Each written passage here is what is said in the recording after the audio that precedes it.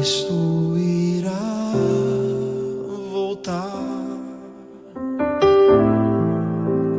não tardará.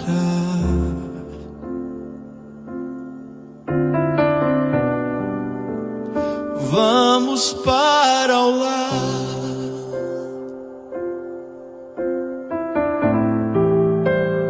não tardará.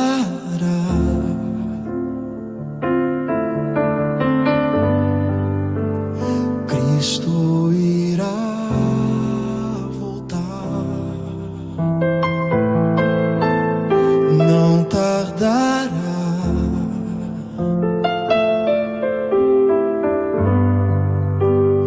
Vamos para o lar,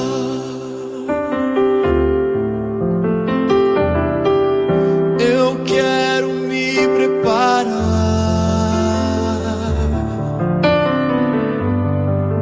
pois vamos logo subir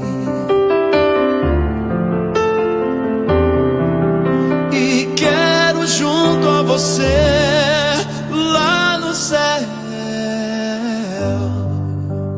conversar com Jesus.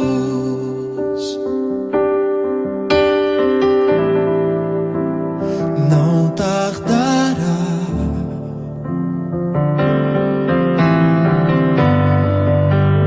Cristo irá voltar, não tardará.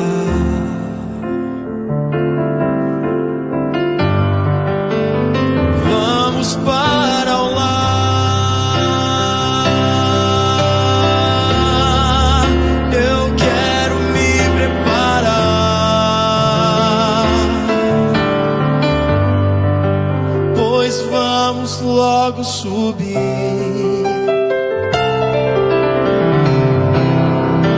e quero junto a você lá no céu conversar com Jesus.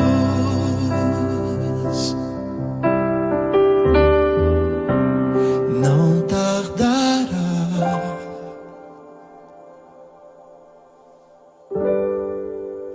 Cristo irá voltar, não tardará.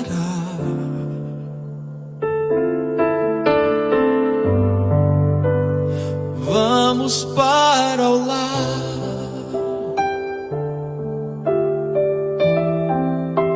eu quero me preparar, pois vamos logo subir e quero junto a você lá no céu conversar com Jesus.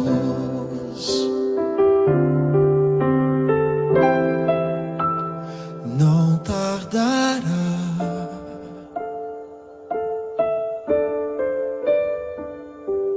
Cristo irá voltar. Olá, eu sou o Will. Eu tô procurando. Não tardará.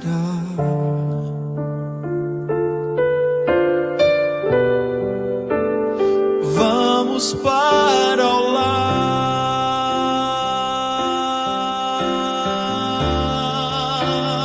vamos para o lar.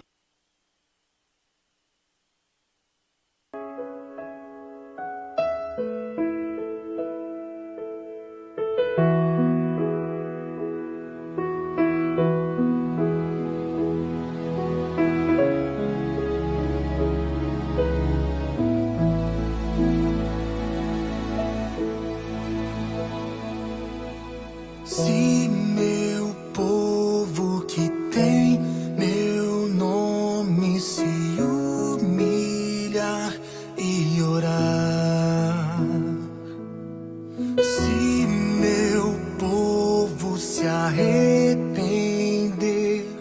dos seus caminhos maus, então os os ouvirei e os perdoarei. Sararei a terra e suas feridas. Eu me levantarei para os defender. Defenderei o povo que leva o meu nome.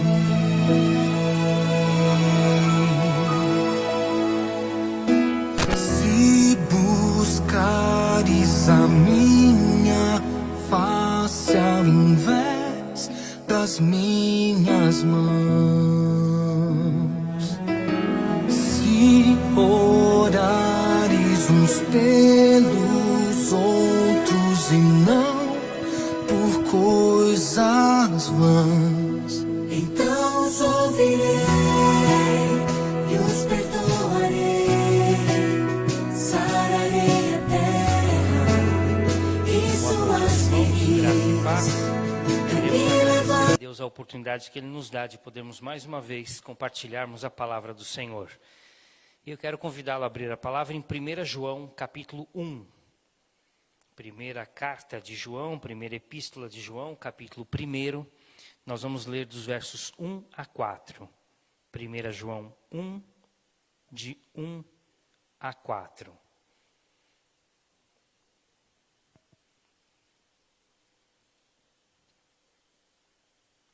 Diz assim o texto: o que era desde o princípio, o que temos ouvido, o que temos visto com os nossos próprios olhos, o que contemplamos e as nossas mãos apalparam com respeito ao verbo da vida. E a vida se manifestou e nós a temos visto e dela damos testemunho. E vô-la anunciamos, a vida eterna, a qual estava com o Pai e nos foi manifestada. O que temos visto e ouvido, anunciamos também a vós outros, para que vós, igualmente, mantenhais comunhão conosco. Ora, a nossa comunhão é com o Pai e com o seu Filho Jesus Cristo. Estas coisas, pois, vos escrevemos, para que a nossa alegria seja completa. Vamos orar? Muito obrigado, Deus, pela oportunidade, mais uma vez, de podermos abrir a palavra, compartilhar dela, e sermos edificados pelo Teu Espírito Santo, falando, ministrando aos nossos corações, ensinando-nos desta verdade tão preciosa, que seja alimento para a nossa fé, que seja maturidade para a nossa alma, que traga crescimento a nós, Pai. Por favor, é a nossa oração, em nome de Jesus. Amém. João, o evangelista, o discípulo amado de Jesus, escreve não apenas o evangelho, o quarto evangelho, como escreve também as 3 cartas seguintes, 1ª, 2ª e 3ª João, como também o livro de Apocalipse, a revelação de Cristo Jesus com respeito ao fim dos tempos. A história mostra claramente para nós um discípulo amado, como diz a palavra, dedicado à obra, e com certeza conhecedor da verdade, que testemunhou até o seu último suspiro de vida a fé cristã. Podemos dizer que o evangelista João viveu pela fé e testemunhou tanto do ministério de Cristo como o avanço da igreja no primeiro século. Foi o último apóstolo a morrer, primeiro por possivelmente ter sido o mais novo chamado, e principalmente porque não foi martirizado como os demais, ao que tudo indica pela história. Ele morreu já com uma idade avançada, perto do ano 100 da era cristã, no fim do primeiro século, preso numa ilha por causa de ser o pregador do evangelho, mas não martirizado como os demais. Então, João escreve o seu primeiro livro, o Evangelho de João, com um objetivo muito claro. Nós lemos em João 20, verso 31, dizendo que ele escreve a respeito dos milagres de Jesus e da pessoa de Jesus, para mostrar para todos que Jesus era o Cristo, o enviado de Deus. E agora, ao escrever a sua primeira carta, ele inverte o objetivo. Interessante. O Evangelho ele escreve para mostrar que Jesus é o enviado de Deus, o Cristo prometido. E agora, em 1 João, ele procura mostrar que Cristo, o enviado de Deus, é de fato Jesus. E ele faz isso porque na época havia um questionamento muito grande, como também no primeiro, segundo século, terceiro século da era cristã, como até nos dias de hoje, de que Jesus Cristo não era Deus. Ainda hoje muitos querem negar a divindade de Jesus, querem tentar mostrar que Deus é somente Deus, que Jesus não é Deus e que o Espírito Santo não é Deus. Jesus pode ser um profeta, pode ser um iluminado, pode ser alguém que alcançou a perfeição, pode ser alguém que trouxe Tem ensinamentos mais medo de colorir o cabelo? profundos, Casting Creme verdadeiros, Gloss. mas A coloração não era Deus. nutritiva sem Muitos amônia. querem mostrar isto até os dias de hoje, como queriam também tentar provar nos dias de João. Mas ele escreve esta carta, dentre outras coisas, para mostrar, sim, Jesus é o Cristo. Jesus é o Filho de Deus. Esses versículos iniciais nos dão a clareza, não apenas do seu relacionamento com Jesus, com Deus Pai, Filho e Espírito Santo, mas mostra também para a gente os princípios e os valores fundamentais da vida cristã. Então eu queria que a gente pensasse hoje, se você quiser um tema, a vida cristã na prática, com relação à experiência do evangelista João. Primeiro, a vida cristã na prática começa com uma experiência real e pessoal com Jesus. A vida cristã na prática começa com uma experiência real e pessoal com Jesus. Não há salvação em nenhum outro nome, a não ser no nome de Jesus Cristo. Só há um intercessor entre Deus e os homens, que é Jesus Cristo. Jesus foi quem morreu na cruz para perdoar os nossos pecados, para purificar a nossa vida, para nos limpar do pecado e para nos tirar do inferno, das trevas para a luz. Portanto, só Jesus Cristo salva.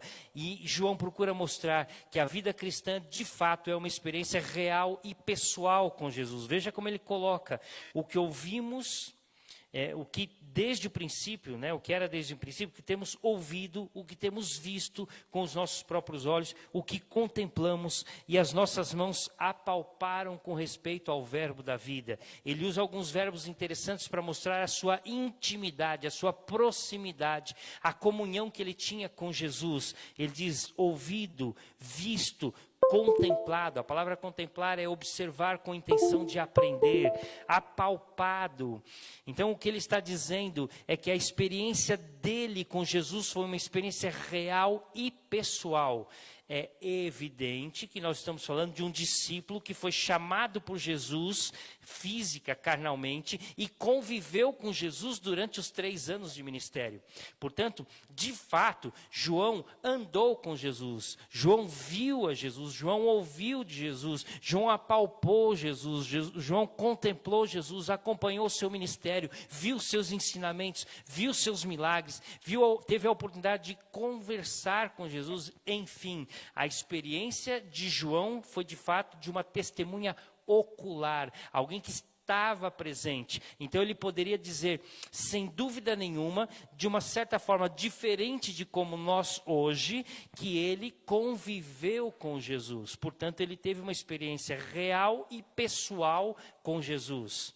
Agora, será que a nossa experiência, embora não tenhamos a presença física de Jesus mais conosco, nenhum de nós aqui vai conviver com Jesus como João viveu com Jesus, será que nós podemos então negar que a nossa experiência é real e pessoal? De maneira nenhuma, porque pela fé nós temos a mesma experiência que João, ainda temos ouvido de Jesus por meio da palavra, ainda temos contemplado as obras maravilhosas de Deus, de Cristo, através da experiência da Escritura, ainda temos de uma certa forma acompanhado pela experiência da fé e sentido em nosso coração que de fato Jesus é o nosso Senhor e Salvador. Portanto, a mesma experiência de João também pode ser a nossa. A diferença é a questão física que nós não temos, mas não há diferença de fé entre João e nós, como também dos ouvintes de João ou daqueles que estavam lendo aquela carta, porque muitos daqueles que estavam lendo também não estiveram com Jesus, mas poderiam ter a mesma experiência de fé que João teve. Portanto, o mais importante é crer em Jesus como Senhor e Salvador. Portanto, a vida cristã começa com uma experiência real e pessoal com Jesus. Digo pessoal porque ninguém pode aceitar a Jesus por você. Ninguém pode ter esta experiência de fé por você. É algo que você precisa crer, é algo que você precisa decidir, é uma decisão pessoal. João escreve isso no Evangelho, quando ele diz no capítulo 1, verso 12, mas a todos quantos o receberam, deu-lhes o poder de serem feitos filhos de Deus, a saber, os que creem no seu nome, os quais não nasceram da carne, nem da vontade do homem, nem nasceram do sangue, mas nasceram de Deus. E Jesus vai dizer um pouco mais para frente a mesma experiência a Nicodemos: só é possível ter vida eterna quem nasceu do alto, quem nasceu de novo, é o nascimento do Espírito. Portanto, em primeiro lugar, vida cristã é uma experiência real e pessoal com Jesus. Também precisamos ouvir de Jesus na palavra, também precisamos entender e ver os milagres de Jesus na palavra. Pela fé nós precisamos caminhar com Jesus, tendo essa experiência real e pessoal. João foi chamado de pescador de peixes para pescador de homens. Esta foi a experiência. Mas não é diferente a nossa oportunidade de também seguirmos a Jesus e testemunharmos do amor de Deus, andarmos com Ele como João andou, não física e carnalmente, mas pela fé, termos a mesma experiência salvadora em Cristo Jesus. Segundo lugar, a vida cristã deve levar ao testemunho. Deve levar ao testemunho.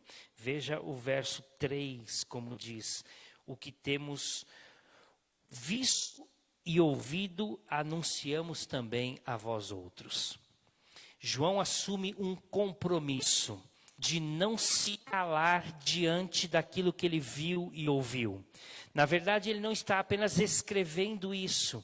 Talvez você possa dizer assim: ele está dizendo isso porque ele está sentado numa escrivaninha com uma pena, escrevendo longe de qualquer perigo. Não. Quando ele foi preso, porque anunciava Jesus, tanto ele quanto o apóstolo Pedro, e foram açoitados, e estavam diante do sinédrio, que havia proibido deles falarem de Jesus, os dois disseram ao sinédrio que havia acabado de açoitá-los, e que havia acabado de crucificar a Jesus. Eles disseram ao sinédrio: nós não podemos deixar de ouvir, nós não podemos deixar de anunciar o que nós temos visto e ouvido. Ou seja, ele não estava apenas num ambiente confortável do seu escritório, mas ele estava num tribunal, sendo forçado a nunca mais falar de Jesus, sendo açoitado para negar a sua fé. Mas ele diz: eu nunca negarei a minha fé, porque eu tenho que testemunhar do amor de Deus, da salvação em Cristo Jesus. Este foi o compromisso assumido por João. O que eu vi e ouvi, eu vou anunciar a vocês também. Um compromisso, primeiro, com a fidelidade da mensagem. Compromisso com a fidelidade da mensagem, compromisso com a verdade. João não ia anunciar um outro evangelho. Jesus não ia anunciar um outro Salvador sem ser Jesus. João não ia anunciar a sua vontade, ou a sua verdade, ou o seu ponto de vista, ou a sua maneira de entender. Ele ia anunciar exatamente aquilo que ele tinha visto e ouvido. Portanto, o primeiro compromisso no testemunhar é com a fidelidade da mensagem. Nós não podemos pregar outro evangelho, mas devemos anunciar a verdade da palavra de Deus. Não é o que eu prego, mas é o que Deus escreve.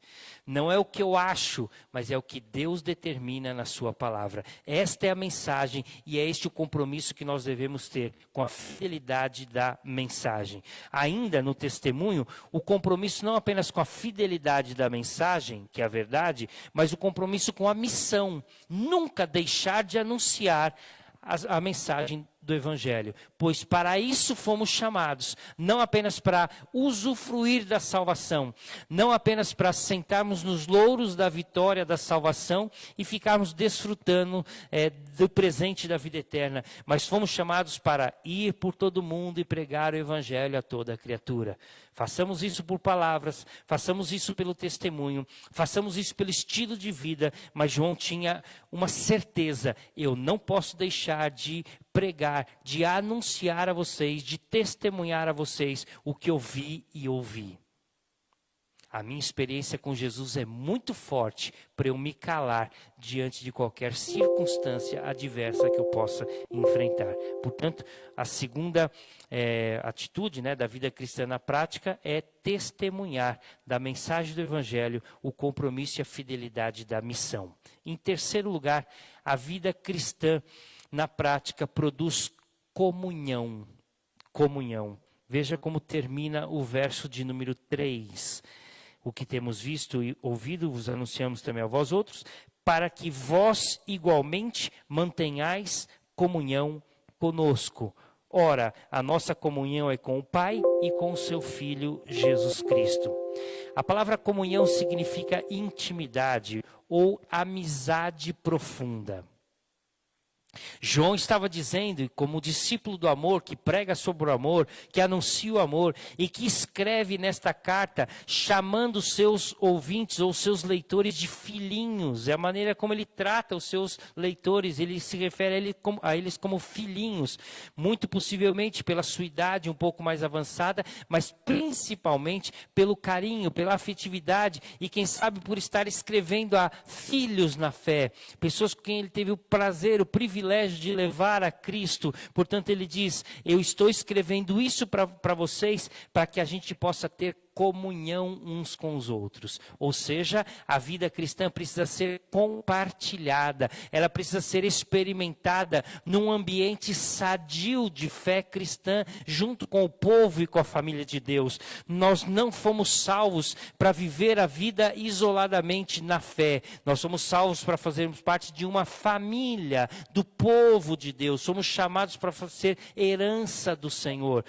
Principalmente nessa época de pandemia, e aqui vale um alerta para todos, algumas pessoas têm estado um pouco mais desatentas ou despreocupadas com este princípio fundamental da comunhão dos santos. Quando João escreve que nós fomos salvos exatamente para experimentarmos a comunhão. Portanto, vale o desafio a você que ainda está um pouco receoso, não talvez da pandemia, mas de voltar à fé cristã, à comunidade da família de Deus, talvez pelo comodismo ou por outro motivo. Analise um pouco, reflita um pouco. Fomos salvos em Cristo Jesus, João diz, para que a gente possa ter comunhão uns com os outros. É fundamental a experiência da comunhão com o nosso próximo. Mas não é só com o próximo. Olha o que termina o verso 3 dizendo: a nossa comunhão também é com o Pai e com o Filho Jesus Cristo. Não apenas a comunhão com o próximo, mas a comunhão com Deus. Fomos salvos em Cristo Jesus, testemunhamos do amor de Deus, para que a gente possa ter uma comunhão com o nosso Deus Pai, com Cristo Jesus, o seu Filho amado. Na verdade, aqui resume toda a lei. Não é amar a Deus e ao próximo, como a nós mesmos. Assim, então, expressa João, lá no capítulo 4, verso 20, quando ele diz assim: se alguém afirmar, eu amo a Deus, mas odiar a seu irmão, é mentiroso, pois quem não ama a seu irmão a quem vê, não pode amar a Deus a quem não vê. Portanto, ele amarra a comunhão e o amor para com Deus e para com o próximo num mesmo mandamento, como Jesus faz lá nos evangelhos. Assim, a comunhão que temos com Deus deve ser refletida na comunhão que temos com os nossos irmãos. Portanto, a terceira atitude da vida cristã é ter comunhão com Deus e ter comunhão com o nosso próximo. E termino, como João coloca, a vida cristã também produz alegria. Verso 4 diz: estas coisas, pois, vos escrevemos para que a nossa alegria seja completa. Tudo que eu estou escrevendo para vocês, a respeito das coisas que eu vi e ouvi de Jesus, a respeito do evangelho verdadeiro, puro e simples, da salvação em Cristo, da comunhão que temos com Deus e uns com os outros, tudo isso que eu estou escrevendo para vocês, e eu ainda vou escrever, é para que a gente possa ter uma alegria completa e perfeita em Deus. Eu tenho certeza absoluta que quando João escreve este versículo, ele está se lembrando das palavras de Jesus na sua última ceia. O seu último discurso João capítulo 15, verso 11, Jesus diz aos discípulos, vale lembrar, num momento de despedida, quando Jesus está dizendo para os seus discípulos, eu estou partindo, eu vou ser crucificado, mas eu vou ressuscitar, mas vou subir ao Pai, eu não vou mais ter contato com vocês fisicamente, mas vou habitar para sempre no coração de vocês.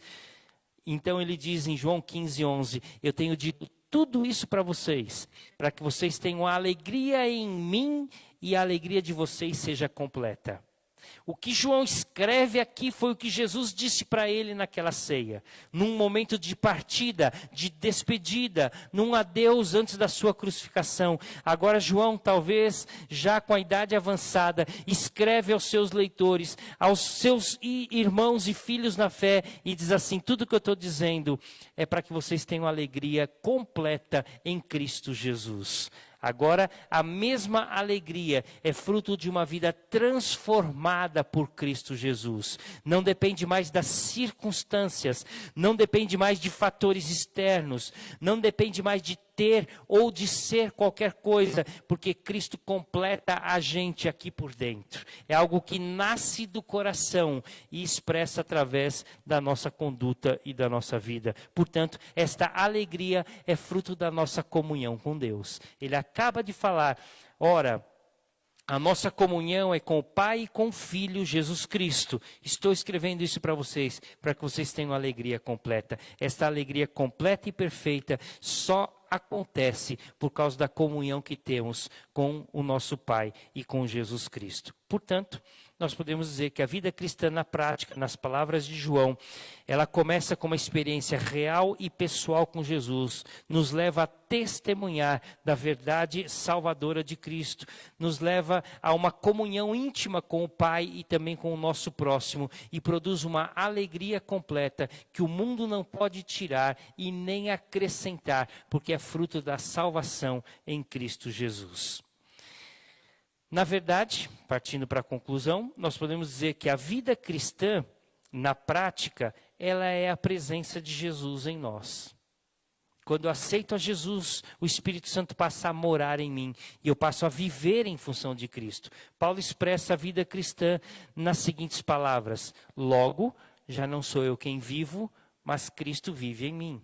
Ou seja, a vida cristã é Cristo. A vida cristã é a presença de Cristo em nós. Portanto, não há como pensar em ser fiel ao Senhor sem ter a palavra de Deus como orientação, como guia nas nossas vidas. Só é possível esta vida cristã quando nós passamos a ter esta experiência com Cristo de salvação, quando nós testemunhamos as experiências da fé com o nosso próximo, quando nós vivemos a comunhão com Deus e com o próximo, na alegria da salvação que Cristo nos dá. Portanto, a vida cristã na prática nada mais é do que permitir que Cristo trabalhe em nós e através de nós neste relacionamento com o Pai e também com o próximo. Que assim o Senhor nos abençoe a vivermos e expressarmos esta comunhão e esta intimidade, fruto da vida eterna que recebemos em Cristo Jesus. Amém? Vamos orar? Te agradecemos, Deus Pai Todo-Poderoso, pela experiência que temos em Cristo Jesus, pela salvação que recebemos graciosamente de Cristo e pela comunhão que temos com o Senhor e também com os nossos irmãos. Obrigado, Pai, porque pela salvação nós somos agora uma família. O Senhor é o nosso Pai e nós somos membros desta família. Deus, que prazer, que alegria isto nos dá. Por isso, completa em nós, dia após dia, a alegria da comunhão que temos com o Senhor e com o nosso próximo. E que nunca venhamos a nos esquecer que sempre, a todo momento, todos os dias, enquanto o Senhor nos preservar com vida, temos esta intimidade com o Senhor. E isso deve refletir no nosso viver diário. Nos ajude e nos abençoe em nome de Jesus. Amém. Que Deus assim nos abençoe em nome de Jesus. Amém.